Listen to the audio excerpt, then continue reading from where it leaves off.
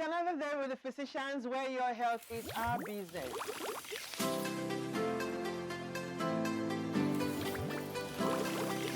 Growth spurt to end. So you are not going to take some drastic measures. But a 10-year-old tummy, pressure is high. But also to know that not only when your pressure is high that you have glaucoma. Sugar, and I don't know about any other one, but what you know is You're welcome back to the training also of your regular program.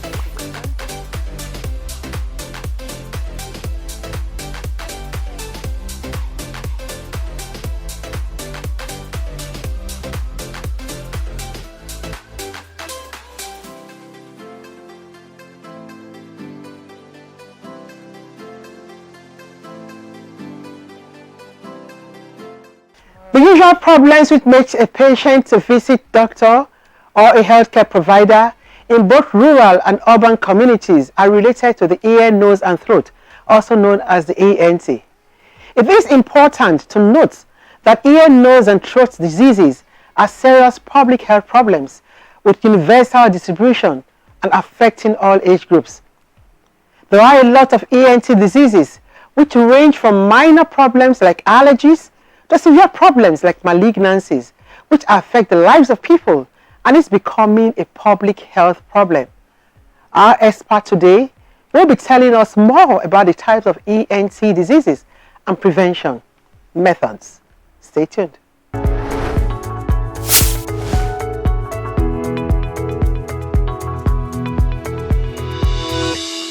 It's another day with the physicians where your health is our business. Today we'll be talking about ear, nose and throat diseases in children and adults in Nigeria. My name is Dr. Martina Agbere, your regular host on this program.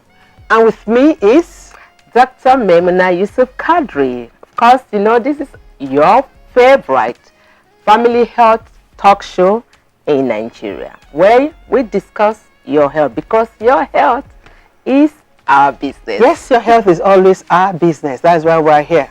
Memuna, we're talking about ear, nose and throat diseases in children and in adults. Have you, in your own setting, seen mothers bring their children just to treat the ear? Yeah. Or I'm a mother taking my children for ear, ringing in the ears, or the child just feels there's something. My ear is there's something there.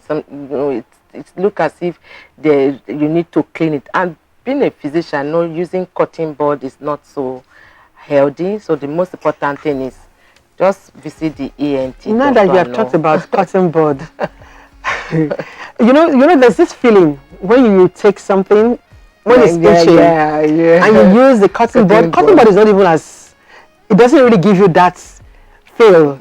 Most times people put a lot of things in their ears. Some actually use cotton bud, some use the feather, broomstick, some even use bio cover grass.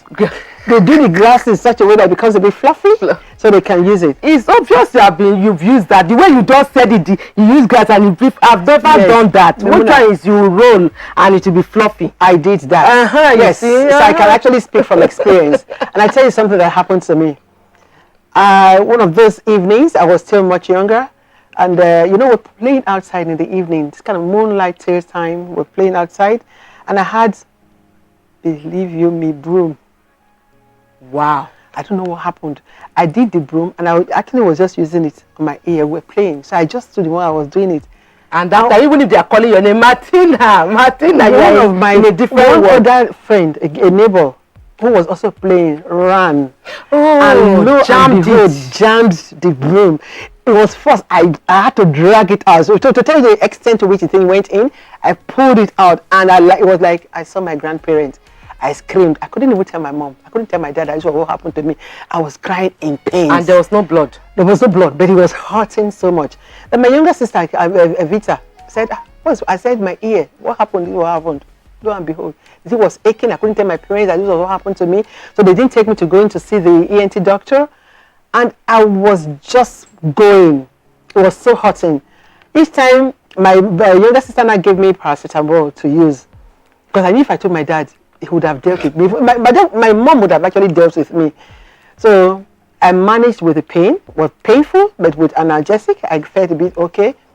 And each time my sister saw the girl playing, she would go and tell the girl that my sister's ear still hurts. That we're going to tell your brother, because she knew that if we told the brother was going to deal with her. So that's to tell you some of the things that we did as children. So when I hear people saying, so you never got help? I couldn't tell my parents. Are you sure you're hearing well now? Let me. Are you sure? Of course, I couldn't tell my parents. I'm pretending to hear well. I hear very well. The more I do. Then how about patients that come to you in the clinic with cutting board stuck? No, that one they will go a bit especially as a house officer. No, you see the most bizarre things in the world, like literally bizarre. That it has to be emergency operation ASAP. And you know, you will be wondering, why would they even join ear, nose, and throat? Doctor for ear, do ear. Doctor for nose, do nose. Doctor for throat, do throat. So people are always like, why do they join the ENT together? Why not separately? Okay, now we've all been talking about the ear. How about the nose? How about the throat? That was a common thing. Common cold, all those things, stuffy nose, and it's normal. It's something that we are all almost used to, and you know, we are always. But even people that didn't even realize that this is important to take off those on during the COVID era, everybody took the same regulation. Maybe I have those rare symptoms. It looks as if I have COVID. Yes. And some people still can't perceive well post-COVID. Those that had COVID and they couldn't perceive well.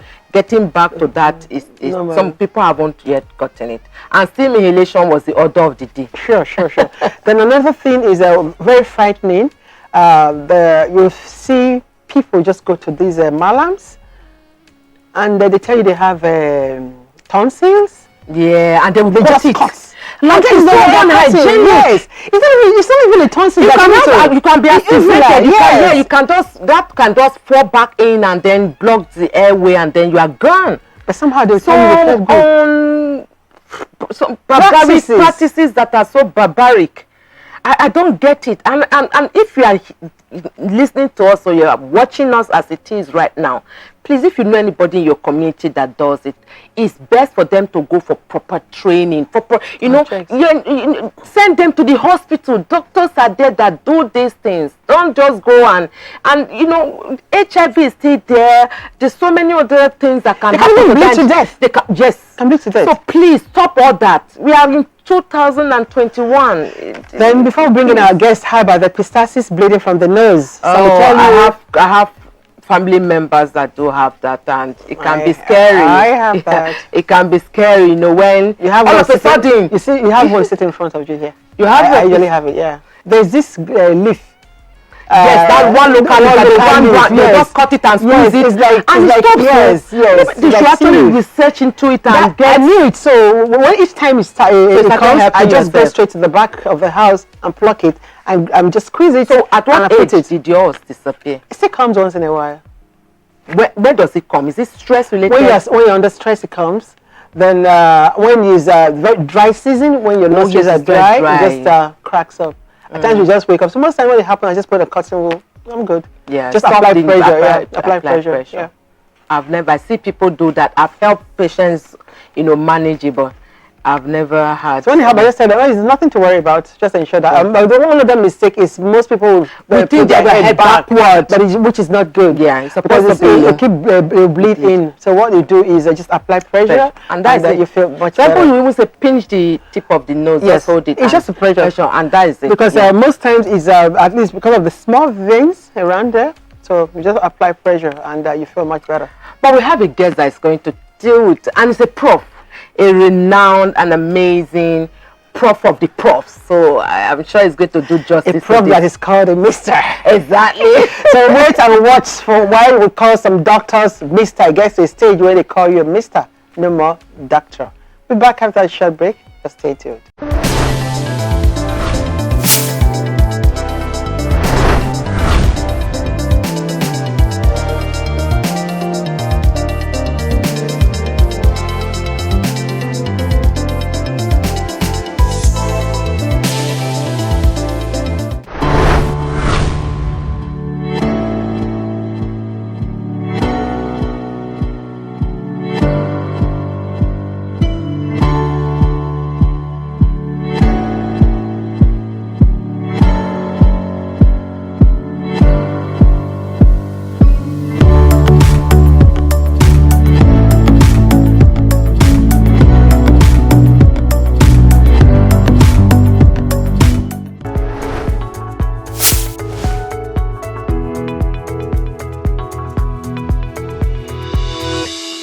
Welcome to your regular program, The Physicians, where your health is our business. Like I said earlier, we're talking about a very important topic, very interesting topic. Most people don't actually go to that area. But we're talking about the common diseases of the ear, the nose, and the throat in children and in Nigeria. And we have with us now as a guest a renowned ear, nose, and throat specialist. He is no other person than Mr. OLUSEGUN ABAYOMI OSINUBI. He is a consultant otorhinolaryngologist. You can hear me almost biting my tongue, even as a medical professional. He's also the MD CEO, Royal Saint Hospital. He is known for his prowess. You heard me call him Mr. Yes, he's Mr., but he's a medical doctor. Because for those that are trained in the UK as surgeons, they're referred to as Mr. Why most people want to be called known as doctors, DR, but he says he is still Mr. But he's a consultant. Welcome to our program, The Physician. Thank you very much. Nice Welcome, having you. sir. Thank you. Nice. So we'll be talking about the common ear, nose, and throat diseases in children and in adults. First and foremost, why the ear, the nose, and the throat? Because you can have specialists. Some doctors are ophthalmologists, you can have a cardiologist. But why do we have the ear, the nose, and the throat being managed by just one person? Why not separate? Thank you very much for the question. Ear, nose, and throat started as combined specialty, so that you hear things like otorhinolaryngologist or otolaryngology. But it has been evolving. That now, apart from having general otolaryngologists, there are specialists that are otologists, that they treat the ear. There are specialists that are rhinologists. They treat the nose. And there are specialists that are laryngologists. They treat the throat and other things related. Then within that specialty of laryngologists, there are some that are into phonosurgery. That is all surgery that will make the voice better, either for singers, transgender, or some other people. Then there are also some other specialists that are for children, called pediatric otolaryngologists. And also now, evolving also is another part, which is also part of ear, nose, and throat, now called head and neck surgeons. So those ones, they treat tumor growth and cancer of the neck and things related to that. Okay, let's not go into the different specialties. Obviously, it's more. So what are the common ear, nose, and throat diseases that we find both in children and in adults? Thank you very much. In children, you know, because most children, they are getting used to life outside the womb, and also at times they go to school where they can pick other viral infection. Some of them are prone to upper respiratory tract infection, and then ear infection is also very common in children.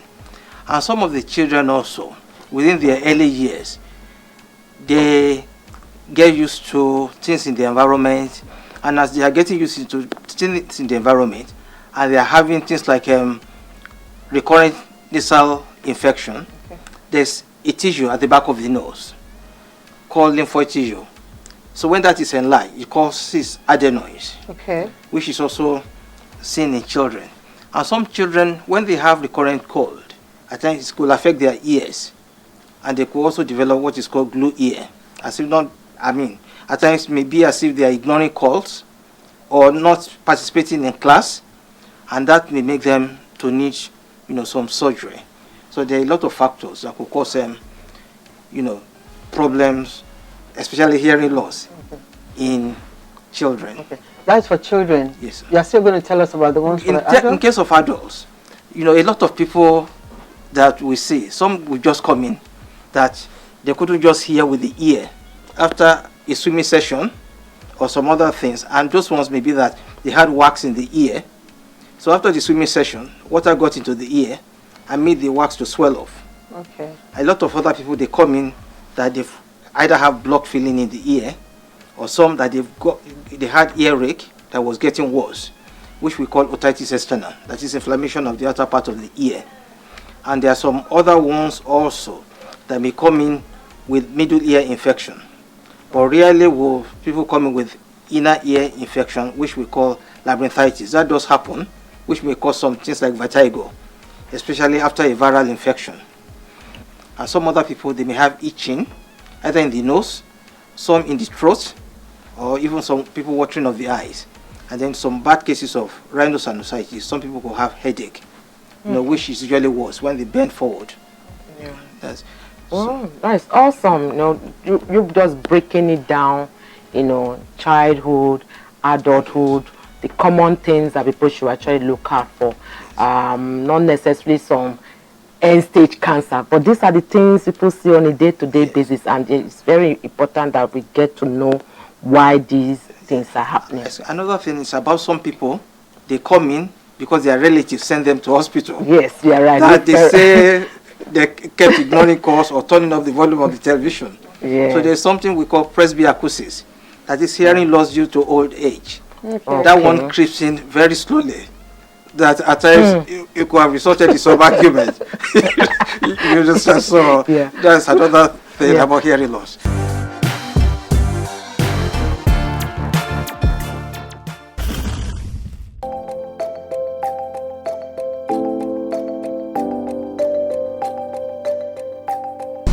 Of course, they are together in the head, but they are linked together. There's possibility. Yes, it's linked together. From here to the down here, everything links together. Yeah, no record yet, and I don't pray for such. Yes, it can have an infection, yes. I use cotton bud to, reduce the inch. If I see chicken around me, I can actually toast the chicken and get one feather from the chicken and use it. You can use cotton bud just to clean it, foul feather. I reduce it by cleaning them with the cotton wool gently. Probably every weekend or whenever the ear scratches me. Every day I have to clean my ear. Once in a week sometimes, or I can reach 1 month sometimes, I cannot use it. The best advice I should give that person is to go to the hospital. You can use broom, You have to look for a nearest place whereby doctors can help you to give you something to apply that can remove it out from your ear. If you don't clean your ear often, you don't allow anything to block your nose, you brush your teeth constantly. That's the thing about the mouth. That one will be malaria.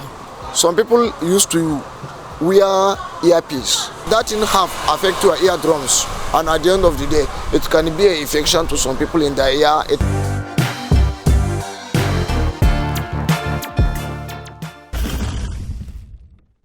So, Prof, with all these different type of diseases, can we know in very relatable, friendly, for our viewers out there, what are the causes of this, or the different ear, nose, throat diseases? What can cause them? So there are some that are so simple that it's the patient that will tell you what happened. Like some people, they may say they went deaf when they use cotton bud, trying to clean the ear. Some people in that process, they push the wax in, and then that pushes on the eardrum that they couldn't hear anything. That one is relatable, is straightforward. There are some other people, the ones that are maybe a problem, is where somebody comes to tell you that a child is deaf and dumb. That one is a bit difficult because the child could not hear and could not repeat back what is not heard. So you can't say so that such a child needs to be investigated. So that's why at times when children are born, it's good to screen, yes. Especially with simple things like otoacoustic emission, to see whether the child is able to hear or not able to hear. And when they are not able to hear, to move in and see how the child could be helped. That's that. Then there are some other ones that either that the mom, another thing that we should notice is that if the mom tells one that a child could not hear, the child should be regarded as deaf until proven otherwise. So that such children may need to have hearing tests also. And then after hearing tests, they may need some form of support. Because some of the children that are missed out, at times, like one I was told about a child, 16-year-old boy or 17, that the child was not going to go to higher school or anything, that the child was going to learn photography. Why? Because the child was not clever. Oh. So when we now did the hearing test, he had moderate sensorineural hearing loss, both ears. That was not discovered. With hearing aid, the child got better. Oh, wow. And another child, it was when they went on holiday to a family friend in the United States. That one told them that very likely the boy, 13-year-old boy, was not hearing properly.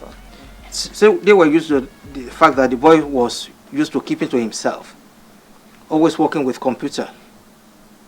And also that at school, the child is very good in mathematics, but not in oral and communication things, and even in English. So the child had hearing loss. So that's what I'm trying to say is that at times there's need for indices of suspicion, and also, you know, when it's detected, to see the specialist, and then appropriate treatment given. Okay. So for adults, you know the ear is divided into 3 parts: the outer, the middle, and the inner. And talking about the symptoms now, children are not able to tell you if they have an ear challenge. So the mothers are the ones that will be able to tell you, right? Most times, but many children are intelligent now. I want to know the symptoms. Yes. What do the children, what do they usually present with? What will they tell you? My ear hurts, or I can't hear properly, or something? Even so at times, what is the presentations, the symptoms? How do you know? Some things like, some children, I was surprised, a lot of children will come that they have earache, and they point to the ear, and when you look in, at times they have early inflammation of the middle ear, so that they've had a cold, it was going to the ear, they knew they were having earache, and they will keep complaining. Even some things that after giving some analgesics, that may clear up, that they will, when it comes back, they tell the parents. If a child is looking abnormal, that you can't see any sign like runny nose, or the child is crying a lot, the best thing will be to see a general practitioner or a pediatrician, and then they will be able to direct the parents appropriately. So is there any kind of gender differences when it comes to those that are more at risk of ENT diseases than others? It's one of those things that there are varying, when you look at children and adults, I would say in children there isn't much. But in adults, in some diseases, there may be a bit of male preponderance, but not a lot. So it varies from study to study. Cancer of the ear, nose, and throat area is not very common in Nigeria. It's fairly rare. Whereas abroad, it seems as if men smoke more than women, though the gender differences seems to be coming down, and they take a lot of alcohol than women. So that one may see that cancer of the head and neck area may be a bit higher in male than female. So how do you manage such? It's based on the causative factor. Yes. Right. So that's why when patients come to us, we ask them what is going on. So when they tell us, and then with the examination, we'll be able to narrow down to what is the cause of the problem. That is it an infection? So if a child or an adult is bleeding, one may see the point of the bleeding and treat that also. So if it's infection, we may need to give broad spectrum antibiotics, like you said, necessary decongestant, and then, you know, any other things that may be necessary. Whereas if it's a specialized thing like cancer, then it will need special treatment, even may need surgery. And also things like recurrent acute tonsillitis and some other diseases, if it's very frequent, may need surgery. Yeah. Thank you very much, Doctor. It's been nice having you on our program, The Physicians. And I'm sure when we call again, you will respond and you answer us the way you did just this time. And I'm sure all of you out there have been really enlightened. It's very good to take care of the ear. I've heard it from the doctor himself. Always take very good care of your ear. You need to see the doctor if you have any challenge with your ear. And don't always use cotton bud, because we've had cases of patients come with cotton buds stuck in their ears. A couple of times it can be treated. Again, I'm Dr. Martina Agberie, and same time next week, just keep it with us.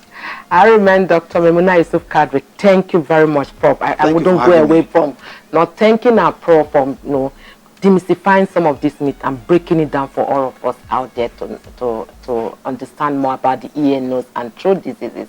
It's always a pleasure having everybody come together to watch this family-oriented health talk, because you do know what? Your health is our business. Please don't forget to follow us on all our various social media platforms. And if you want to be a part of this show, we are just a click away. Till next time, stay blessed.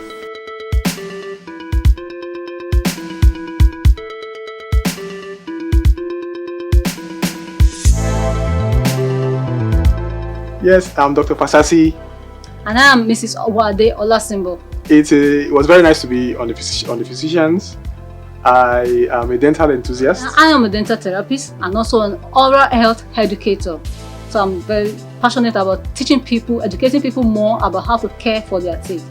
Keep watching the physicians. People confuse primary health care clinic to primary health care system. Clinic is a building. It's a building, yeah. Where people go to get care. But primary care, like I said, starts from individual and families and communities.